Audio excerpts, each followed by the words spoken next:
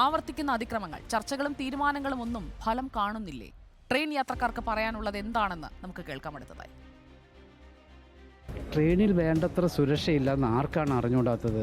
ഒരു ട്രെയിനെ കയറി നിങ്ങൾ അടുത്ത സ്റ്റേഷനിൽ നിന്ന് ഇറങ്ങി നോക്കുക, അപ്പോൾ തന്നെ നിങ്ങൾക്ക് മനസ്സിലാവും വേണ്ടത്ര സുരക്ഷയില്ലാന്ന്. നൈറ്റിലൊക്കെ പോകുമ്പോഴത്തേക്കിന് യാത്രയ്ക്ക് ബുദ്ധിമുട്ടുകളൊക്കെ ഉണ്ടെങ്കിൽ അതൊക്കെ സുരക്ഷിതമായിട്ട് പോകത്തക്ക രീതിയിലുള്ള സംവിധാനം ഉണ്ടാക്കണം. ഇത്ര റഷായിട്ട് ഇത്ര കുത്തി നിറച്ച് ശ്വാസം കിട്ടാത്ത രീതിയിലൊക്കെ ഞങ്ങൾ പോയിട്ടുണ്ട്. അപ്പോൾ അതിനൊക്കെ ഒരു നിയന്ത്രണം വേണ്ടത്ര സുരക്ഷ എല്ലാവർക്കും ഒരുക്കണം.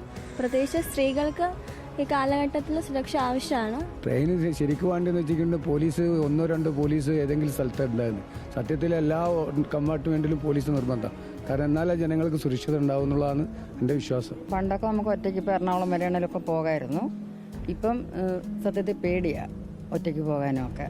കാര്യം ഓരോരോ കാര്യങ്ങളൊക്കെ കേൾക്കുന്നു. കഴിഞ്ഞ ദിവസം തന്നെ CTRൻ്റെ ഇത് കേട്ടില്ലേ? പല സ്ഥലത്തൊന്നും പല ആൾക്കാർ കയറുന്നില്ലേ, അപ്പം ഓരോരുത്തർക്കും ഓരോ സേഫ്റ്റി ഇല്ല. ജസ്റ്റ് ചിലരാണെങ്കിൽ അടുത്ത് വന്നിരിക്കുമ്പോൾ തന്നെ ഡ്രിങ്ക് ചെയ്തിട്ടുള്ള ആൾക്കാരായിരിക്കും. അതൊന്നും കംഫർട്ടബിൾ അല്ലല്ലോ. ജനറൽ കമ്പാർട്ട്മെന്റ് എന്ന് പറയുമ്പോൾ അത്ര സേഫ്റ്റി ആയിട്ടൊന്നും തോന്നുന്നില്ല. അപ്പോൾ ഞാൻ മലപ്പുറത്താണ്, ഇവിടെ മേലാറ്റൂര്. അപ്പോൾ ചില ടൈമിൽ പീക്ക് ടൈമിലൊക്കെ അവിടെ നിന്ന് വരുമ്പോൾ ഭയങ്കര തിക്കി തിരക്ക്, ഡോറുമൊക്കെ ആയിട്ട് പിള്ളേരെ നിൽക്കുന്നത് കാണാറുണ്ട്. നമ്മൾ റിസർവ് ചെയ്ത് പോയാൽ പോലും മറ്റുള്ള സ്റ്റേറ്റുകാരുണ്ടല്ലോ, ഞാൻ അവരുടെ പേരൊന്നും എടുത്ത് പറയുന്നില്ല, ആ സ്റ്റേറ്റുകാരുടെ ശല്യം കൊണ്ട് നമ്മൾ റിസർവ് ചെയ്ത സീറ്റ് പോലും നമുക്ക് കിട്ടാൻ ബുദ്ധിമുട്ടാണ്. പക്ഷേ ഗ്രീവൻസ് ഉള്ളപ്പോൾ നോക്കി ഇവരാരെയും കാണത്തുമില്ല. വിളിച്ചാലും ചിലപ്പം ഇതെല്ലാം കഴിഞ്ഞായിരിക്കും വരുന്നത്. ഈ റെയിൽവേ എന്നും ഉണ്ടായിട്ടുണ്ടോ അന്ന് മുതൽ സാധാരണക്കാരായി ഞങ്ങൾ അനുഭവിച്ചുകൊണ്ടിരിക്കുകയാണിത്.